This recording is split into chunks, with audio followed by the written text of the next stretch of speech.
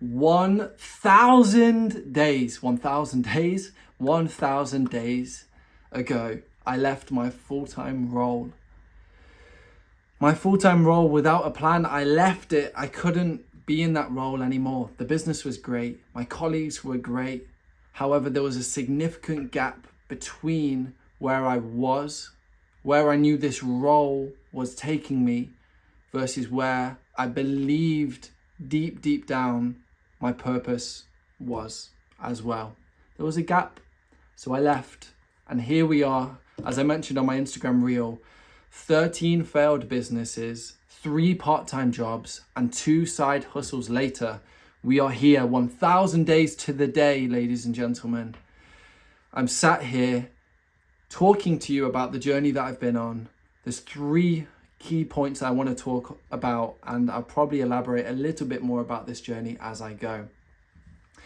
So, you kind of have understood the amount of stuff that has happened in the past 1,000 days, but I want to unlayer this a little bit. I could speak about this all day long, but I want to give my key insights of what I would have told myself 3 years ago and put some more flesh, more meat onto the bones, extrapolate each of those points, if that even makes sense. Thank you for tuning in. I'm very excited to talk about this, as you can probably tell by my energy, and as you can probably tell by on my Instagram reel, I started off and I was cycling a bicycle. Why? I don't know why. I just thought it's high energy, and this is how much energy I feel about today. I'm excited.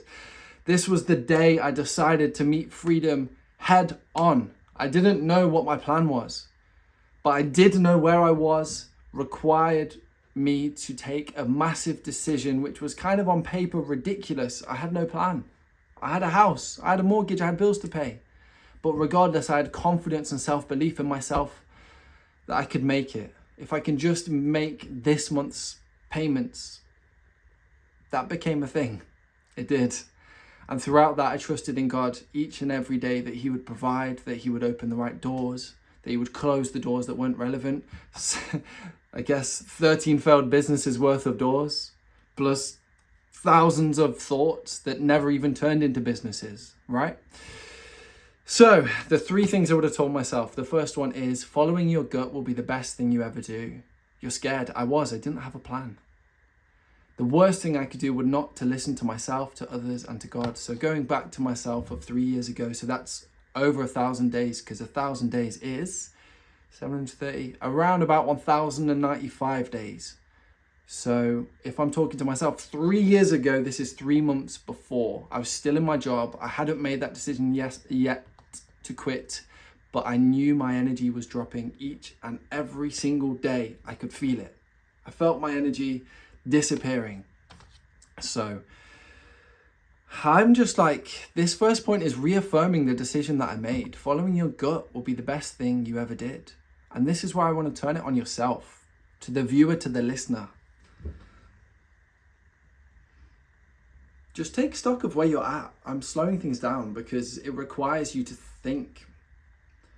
Do I feel that there's a gap between who I believe I've called to be, or my purpose, or my passion, some people define it as? Is there a gap? Is where I am right now serving me to help close that gap? I've spoken about this several times on the channel because it's so important. In particular, a vivid memory goes back to me when I was recording the selfie video on the ski lift in Switzerland. I think maybe a video I uploaded 2 videos ago. And I was saying to you, the most important thing is to take stock, which means take a second. If you can't think it, write it down. Do an activity, whether that means you need to find a quiet place or a quiet spot, to understand whether what you have going on right now or are about to start is actually aligned to that deeper purpose, that deeper passion, that deeper calling, as I would call it. It's not a surprise, I'm a man of faith. I speak about God and listening to God, etc. And for me, I knew that me working in that job, the money would have been great. I could have provided amazingly for my family. I wouldn't have to worry about the mortgage bill for that month. But also, that's me not living a faith-filled life. Let me close this door. There's a dog barking outside. That's not me living a faith-filled life. I'm not saying you have to quit your job. But I am saying, like, you should trust yourself. You should trust others. I'm not saying make crazy decisions that are irresponsible. I knew for a fact in the position that I was in that I had the backing of my degree to get a basic job. It was really hard to get several jobs, and I have applied in the past 3 years. I've spent weeks and weeks of applying for jobs just to ensure that I can have a more reliable source of income, because these 13 failed businesses would not do that. But that's my first point, guys. Just take stock of where you're at. How do I feel? How do I feel when I'm at work? How do I feel when I'm at home? Is it okay? How long is this for? Is this temporary? Or have I locked into this? Have I committed to this? Is it too late? Do I feel it's too late? That was me with university. I didn't really want to start it, but I thought it'd be a waste not to have a degree. And sure enough, when I quit my job, that university degree gave me that little bit of assurance and confidence, knowing that I could get a job because I have a level of qualification. Although when I did try and get a job, it was hard. So it's not a guarantee, still a risk. Look at your risks. Point number 2 of the 3 things I would have told myself 3 years ago. Jordan, you will fail. Get used to failure being your best friend. Get used to talking about failure. No one wants to talk about failure, but get used to it, because that's where you can learn. That's where you can grow. That's where sharing something with a friend can unlock a new idea, a new door, a new thought pattern, a new contact. Be open about the journey you're on and get used to failure. But just know, this was something I battled very early on, and have to consistently remind myself that the level of success you are experiencing is not an indication of your identity. It does not matter how much money you have, how many times that you've failed. That does not change who you are. It's really easy to let it. It's really easy for myself to feel more confident now than I did 2 years ago. I'm not majorly successful now. I've got a business that brings in income enough to cover bills and allows me to think, how much per month do I want to invest? It allows me to think about building rather than surviving. But I want to say, my second point is, don't allow your perceived level of success to equate to how you feel within yourself. And that's something I'm really passionate about. I grew up wanting, it's not a bad thing to want to be the best, but there's a level of extremism, and I'm confident that my level of competitiveness and my level of wanting to win leaked into my identity without me knowing. So that's a really important point for me, is I don't want that to happen to you. And just know if it is happening, if it has happened ever, if it happens at some point in time, that's okay. You just need to understand, and it's the practice of being self-aware again. It doesn't form part of my identity. Like, money can take away the stress of paying bills and this and that, but there's always going to be a new shiny object. It doesn't make me any happier having a new shiny object. And again, I'm not a billionaire, so I can't talk. I can only talk so much on this topic. But from my experience of getting new things time and time again, they're not fulfilling. What is fulfilling is living a life aligned with my purpose, where I'm not held down by those chains of I have to be successful, and if I'm not, I'm worthless and I'm not worthy and I don't deserve to talk about myself online and I don't have a voice, all these voices. And that ties in quite nicely to point number 3. Don't do it if it doesn't align to your purpose. Just don't do it. This whole I am free, there you go, I am free message and brand is about seeking freedom. If you're not following your purpose, you're investing time and energy into things that don't allow you to live in freedom.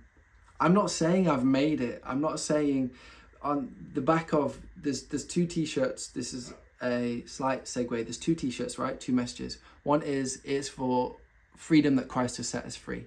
That's for those that identify with their freedom being in Christ. And that will always be like the foundation of the I Am Free brand. However, this tee, for example, says, it's for those seeking freedom and those who have found it. So I'm saying this all to say that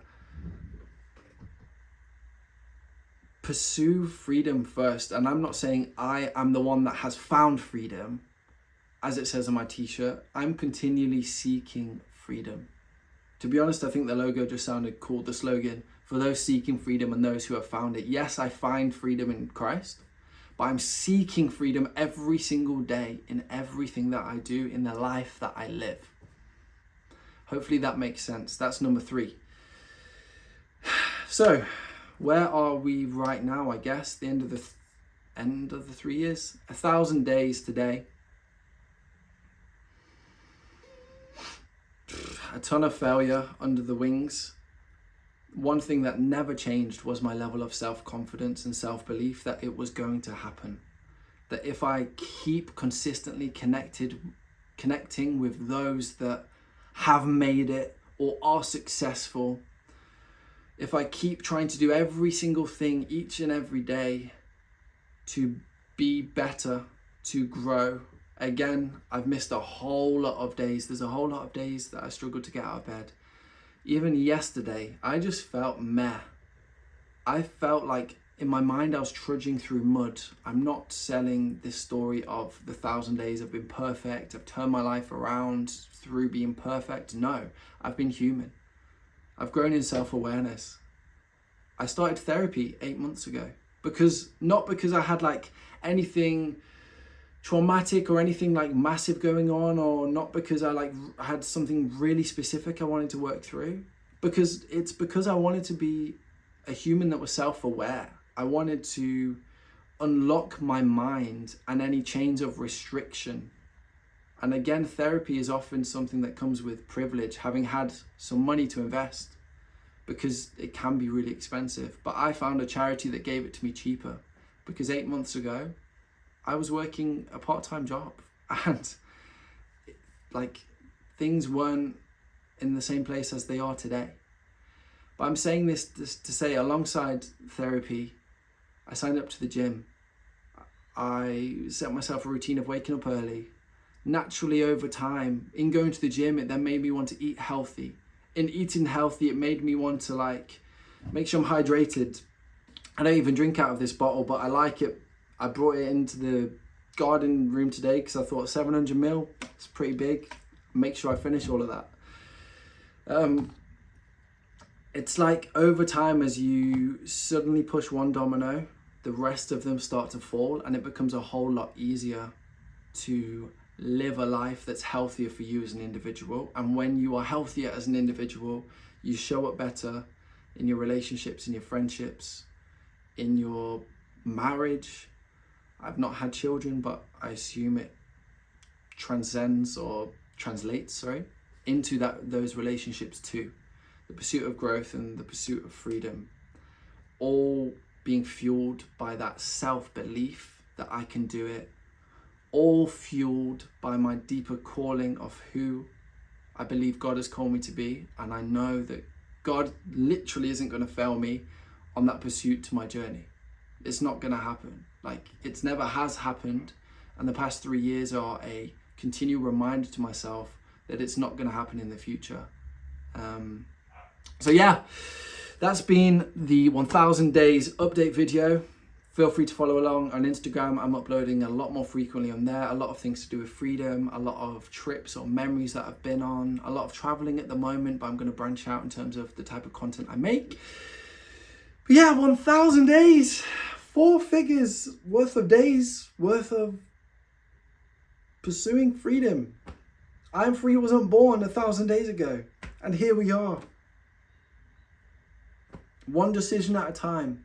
But in order for all of these decisions and everything to have happened, it relied on me following my gut and having to take one big decision to kickstart the rolling of that snowball for it to become bigger and bigger. So I leave you with today.